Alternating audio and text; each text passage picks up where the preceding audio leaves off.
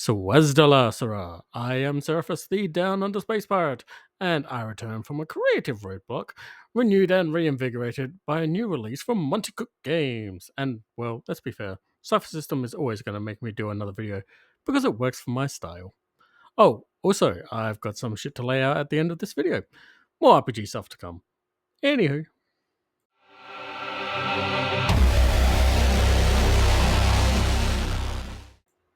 As always, going to take a moment to fully appreciate a white book cover, because there's always a story.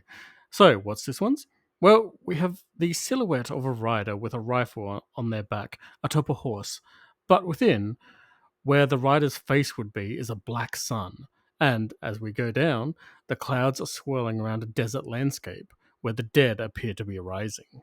So, yeah, High Noon at Midnight by Cordell is the white book for the Cypher System on the Weird West genre. Also, just regular Western too, if you take out the fantastical elements. But let's be fair, we're here for the man with no name stuff, so weird it is. Let's pop up our table of contents here so we know what's being talked about as I go, or at least where to find it in the book. The introduction gives us, well, an intro from lead designer of this white book, Bruce Cordell, who talks about how westerns weren't originally his thing. It wasn't until accidentally catching Tombstone and Unforgiven that he got an appreciation for the genre, but it wasn't until the role-playing game Deadlands that he realized that western and style of genre fusion is what began clicking for him. There's also the mention of the Ghost Range, the pre-made setting for this white book, that incorporates many aspects of the Western and fusion in its concept and adventures. Honestly, that this wasn't a genre he used to like until he found how it could click for him is something that I think needs to be heard more. Yes, even veteran game designers don't always click to genres, and that's fine, because fusion might be the answer. After all, fusion always seems to be the answer for Dragon Ball Z. Sorry, moving on. Part 1. Weird West World Building. Chapter 1. The Weird West more or less introduces us to the concepts and themes coming up in this succeeding chapters. Would it surprise you to learn Clint Eastwood's name or various characters pop up a lot here? No? Good. As long as we're all on the same page.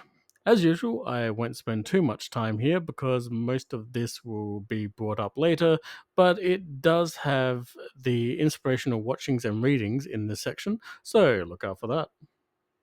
Chapter 2, Building Your Weird West Setting, starts us off with some thrown out ideas of how you'd portray your setting, and then goes into being inspired by other sources, such as Deadwood, Back to the Future Part 3, Westworld, Cowboys and Aliens, John Wick, and James Bond. Of course, these are just a table of suggestions and examples, as always. We then go through the points of creating a new system with historically fictitious, history diverges, and somewhat historically accurate. Traditional themes of the Western then come up: vengeance, redemption, freedom, what have you, followed by the weird themes for the setting. I feel like this is where this chapter starts getting its feet. Magic, horror, advanced and/or alien technology all begin driving into what makes your setting the Weird West. Is it just the cowboy tales around a campfire real? Is it a psycho-human or a monster that threatens the frontier? Is it in the future where space is the frontier? Or is it that 1800s period of Earth and aliens and the technology have been discovered? After all this, it gives details on the basics of beginning your world, such as starting locations, weird timeline, pervasiveness of the weird, and plot seeds. Honestly, if you don't know where to begin tackling this genre, it's a great spot to read through. Chapter 3, Weird West Setting Options, gives us a chapter on expanding the options that the GM and players have access to, as well as simple things like Western lexicon page. Honestly, a little hurt that there's no bushranger term listed. It seems to be exclusively American based, but whatever. We have options for mounts, expanded animal options, magical mounts, and GM intrusions for mounts. After that, we start getting, again, a little bit weirder, with the vehicle options. Weird ground vehicles, including the motorized mole, to weird air vehicles that include a Zeppelin.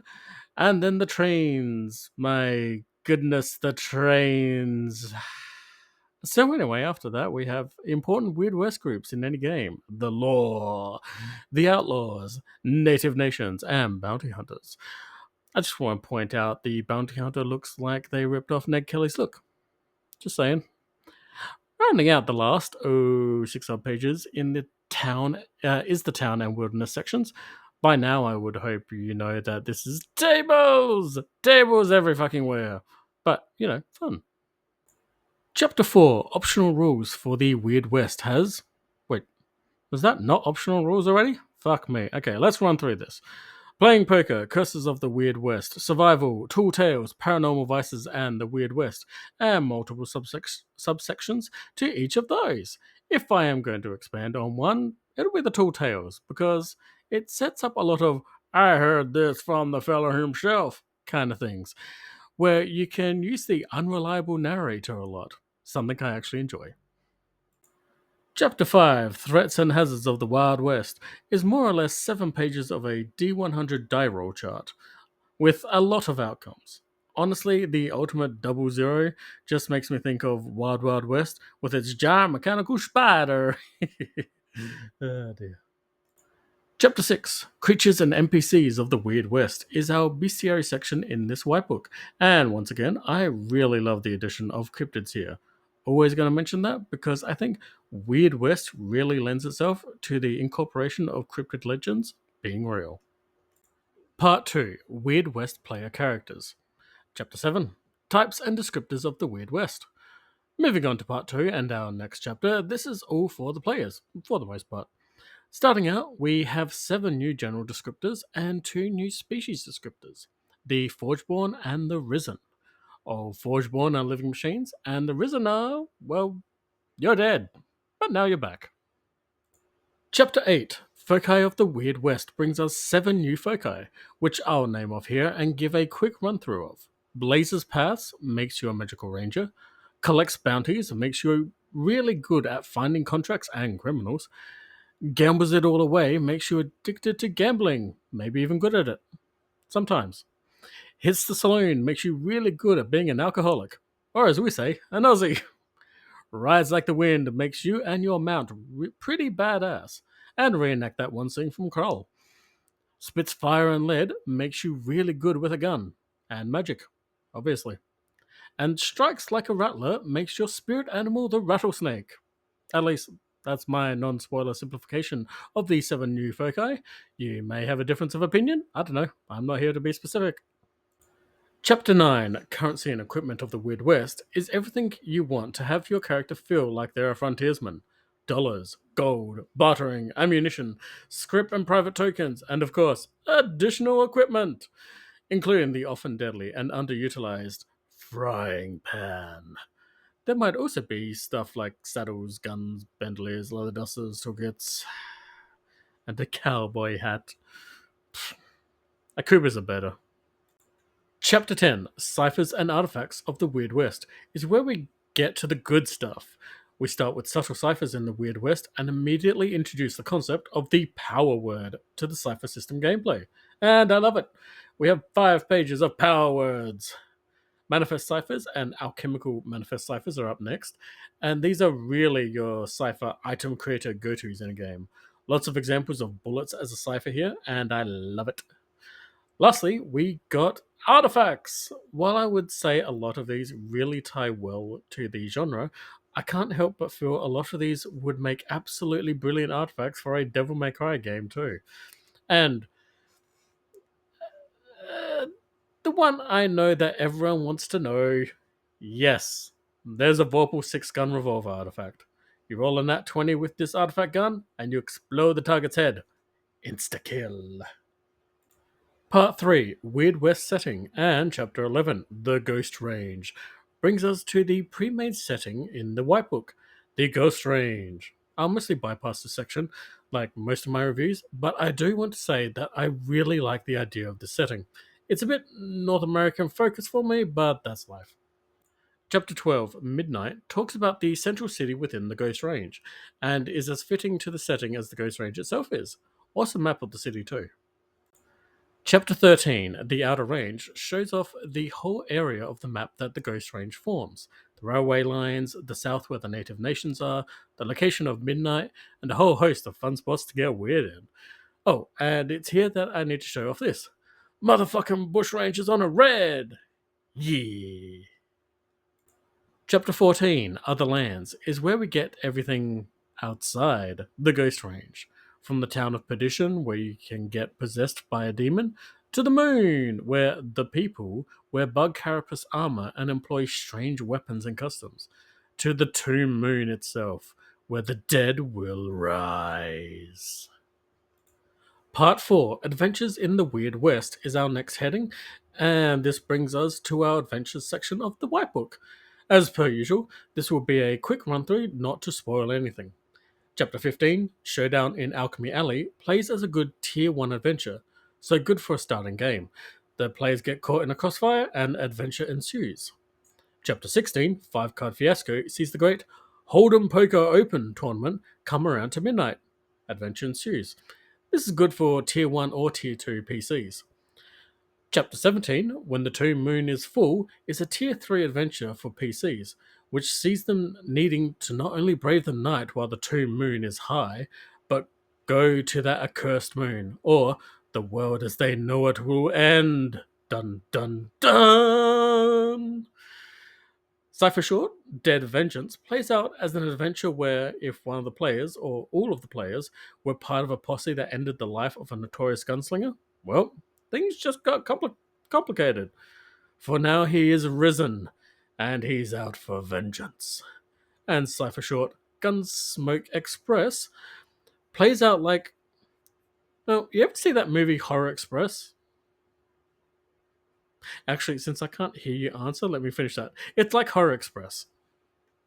And finally, the book has a lovely little index to search for things you may have wanted to know about. So, with all that, where do I stand on the book?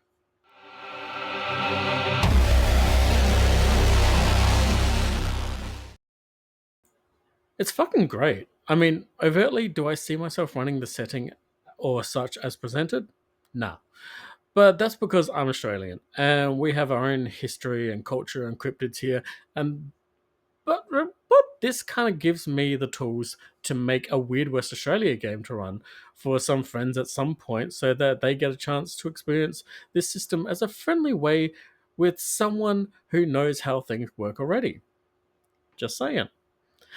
But I fucking love the artifacts.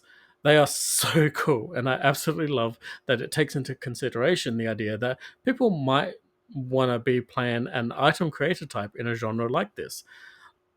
Not the least bit ironic, considering that Back to the Future Part 3 is stated to be one inspiration, and you can't get more righty than old Doc Brown.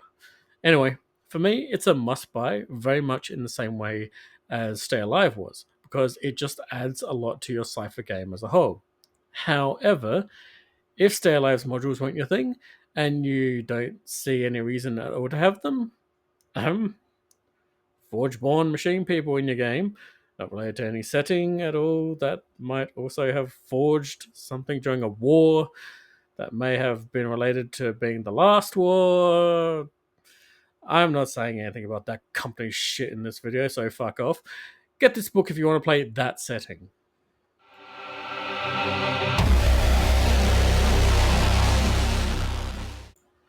Well, that was a fun one, and I'm always glad when MCG releases something because it gets me out of my creative roadblock and back into making a video I can be focused on. Frankly, the same goes for Green Ronin Publishing and their Age System games. Oh, that reminds me, GRP have been releasing the new Fantasy Age 2nd Edition Magic spell cards on DriveThru RPG, so if Fantasy Age is your jam, they look cool. Also, I shamefully only recently discovered Renegade Games and the Essence 20 system, followed by the discovery that they have or are making games, RPGs, war games, board games, card games, etc., for all of Hasbro's IP. You know, Transformers, G.I. Joe, Power Rangers, My Little Pony, etc. And not too long ago, completed a crowdfunding campaign for Welcome to Night Vale RPG using their same system. Yes, this is the thing from the beginning. So, like, I have most of those. So, at some point, when I've had some hands on with the system itself, I intend to start talking about those as well. But regardless, I will do a video on Welcome to Night Vale once it's in my hands. And that's a backed copy, so I can be as honest and swear like a motherfucker all I want. I could also tell you, honestly, if it sucks ass. Anyway, see how that goes. And don't forget about Talk and Drek, my weekly stream with some content creator friends where we chat about mostly nothing and never stay on topic. It's chaos. If you love that kind of thing, sometimes it'll be on Sunday nights, sometimes it'll be on Monday mornings. That's Aussie time, motherfuckers. Yanks think you're so smart, you can figure out that time, surely. Any fucking way. That's all I got. Later, Space Dogs, Nexus, and Transmission.